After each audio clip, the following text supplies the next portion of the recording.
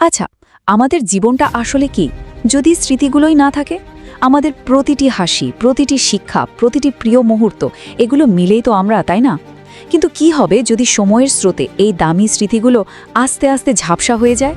চলুন আজ আমরা শিখব কিভাবে সেই স্মৃতিগুলোকে শুধু ধরে রাখা যায় না, বরং আরও জীবন্ত করে তোলা যায় একটা প্রাচীন কিন্তু অবিশ্বাস্য শক্তিশালী কৌশলের মাধ্যমে। আচ্ছা, কখনো কি এমনটা মনে হয়েছে যে আমাদের মনটা ঠিক যেন একটা ফুটো বালতি, আমরা সারাদিন ধরে জ্ঞান আর তথ্য দিয়ে সেটা ভরার চেষ্টা করছি, কিন্তু একদিক দিয়ে ভরছি তো আরেক দিক দিয়ে সব বেরিয়ে যাচ্ছে। তথ্য আসছে ঠিকই, কিন্তু বেশিক্ষণ থাকছে না। প্রতিদিন আমরা কত নতুন তথ্য, কত নাম, কত ঘটনার মুখোমুখি হই। ধরুন, পরীক্ষার পড়া থেকে শুরু করে অফিসের জরুরি কাজ, সবকিছু মনে রাখার একটা অদৃশ্য চাপ কিন্তু আমাদের সবার উপরেই থাকে। আর ঠিক যখন কোনো একটা তথ্য সবচেয়ে বেশি দরকার, তখনই যেন সেটা মাথা থেকে হাওয়া হয়ে যায়। এই যে একটা হতাশা, এটা আমাদের সবারই খুব চেনা। কিন্তু এর থেকে বেরোনোর উপায়টা কি? দেখুন, ছোটবেলা থেকে আমাদের একটা কথাই তো শেখানো হয়েছে, বারবার পড়ো, বারবার বলো, তাহলেই মনে থাকবে। কিন্তু যদি বলি এই পদ্ধতিটাই আসলে আমাদের স্মৃতিশক্তির জন্য একটা ফাঁদ, এটা আমাদের মস্তিষ্কের স্বাভাবিক কাজের পদ্ধতির ঠিক উল্টো দিকে কাজ করে। চলুন একটু গভীরে গিয়ে দেখি কেন এই অতিরিক্ত চেষ্টা প্রায় ব্যর্থ হয়। আসলে আমাদের মস্তিষ্ক কিন্তু তথ্য জমা করার জন্য তৈরি হয়নি, বরং তথ্যগুলোকে একে অপরের সাথে জুড়ে দেওয়ার জন্য তৈরি হয়েছে। তাই যখন আমরা শুধু মুখস্থ করার চেষ্টা করি, তখন ক্লান্তি বাড়ে, কিন্তু তথ্যটা বেশিক্ষণ টেকে না। তাহলে সঠিক রাস্তা কোনটা? সমাধানটা লুকিয়ে আছে আমাদের ভাবনার একটা ছোট্ট কিন্তু মৌলিক পরিবর্তনের মধ্যে।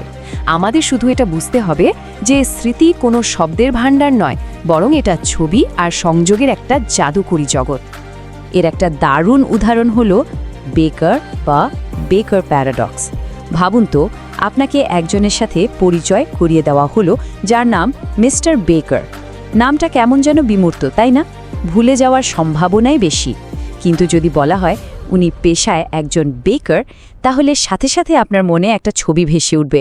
মাথায় সাদা টুপি, হাতে হয়তো ময়দা মাখা একটা লোক। এই ছবিটা ভোলা কিন্তু প্রায় অসম্ভব।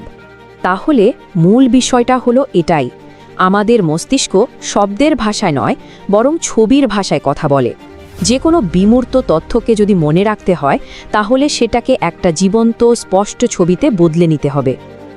এখন আমরা এমন একটা কৌশলের কথা বলবো যা প্রায় ২৫০০ বছরের পুরনো। মেমোরি চ্যাম্পিয়নরা এই কৌশল ব্যবহার করে অবিশ্বাস্য পরিমাণে তথ্য মনে রাখেন, আর এর নাম হলো মেমোরি প্যালেস বা স্মৃতির প্রাসাদ। এটা এমন একটা কৌশল যেখানে আমরা আমাদের খুব পরিচিত কোনো একটা জায়গা, যেমন ধরুন নিজের বাড়িটাকেই স্মৃতি ধরে রাখার একটা ক্যানভাস হিসেবে ব্যবহার করি। পদ্ধতিটা কিন্তু খুবই সহজ। প্রথমত, একটা খুব চেনা জায়গা, যেমন আপনার বাড়িটা, মনে মনে কল্পনা করুন। দ্বিতীয়ত, যা যা মনে রাখতে চান সেগুলোর অদ্ভুত আর স্পষ্ট ছবি ওই বাড়ির বিভিন্ন জায়গায় সাজিয়ে রাখুন। আর সবশেষে, তথ্যগুলো মনে করার জন্য শুধু মানসিকভাবে ওই বাড়ির ভেতর দিয়ে একবার হেঁটে আসুন, ব্যাস। চলুন আর শুধু কথা নয়, এবার একটা ছোট্ট তালিকা দিয়ে কৌশলটা হাতে কলমে করে দেখি।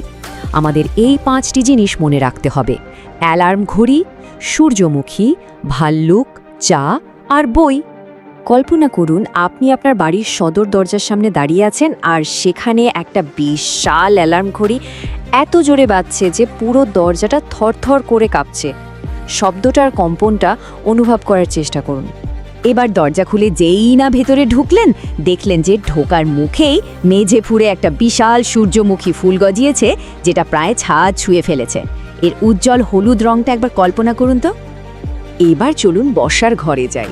দেখলেন আপনার বসার ঘরের সোফায় একটা মোটা সোটা ভাল্লুক খুব আয়েশ করে বসে 1 কাপ গরম চা খাচ্ছে, আর চায়ের ধোঁয়া উঠছে। দেখুন, এখানে আমরা দুটো জিনিস, ভাল্লুক আর চা, একসাথে একটা ছবিতে জুড়ে দিয়েছি। আর সবশেষে ওই ঘরেরই কফি টেবিলের উপর একটা পুরনো চামড়ায় বাঁধানো বই রাখা আছে, আর সেটার ভেতর থেকে একটা হালকা নীল আলো বেরিয়ে আসছে। এই অদ্ভুত দৃশ্যটা দিয়েই আমাদের মানসিক যাত্রাটা শেষ হলো। কিন্তু এই কৌশলটা কিন্তু শুধু পরীক্ষার নম্বর বা বাজারের তালিকা মনে রাখার জন্য নয়। এর উদ্দেশ্য আসলে আরও অনেক গভীর, কারণ দিন শেষে আমাদের স্মৃতিই তো আমাদের জীবনের ভিত গড়ে তোলে।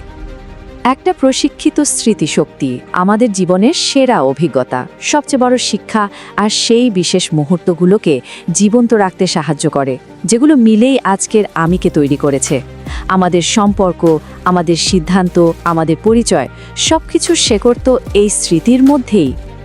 মুন ওয়াকিং উইথ আইনস্টাইন বইয়ের লেখক জশুয়া ফোর্ট যেমনটা বলেছেন, যদি আপনি একটি স্মরণীয় জীবনযাপন করতে চান, তবে সেই ব্যক্তি হন যিনি মনে রাখেন। এর মানে হলো জীবনকে সুন্দর করার জন্য সেই সুন্দর মুহূর্তগুলোকে মনে রাখার একটা সচেতন চেষ্টা করতে হবে। শেষ পর্যন্ত আমাদের এটা বুঝতে হবে যে স্মৃতি কোনো দুর্ঘটনা নয়, এটা একটা শিল্প, একটা সিদ্ধান্ত। আসল প্রশ্নটা হলো, আপনি আপনার জীবনের ক্যানভাসে কোন স্মৃতিগুলো যত্ন করে এঁকে রাখতে চান?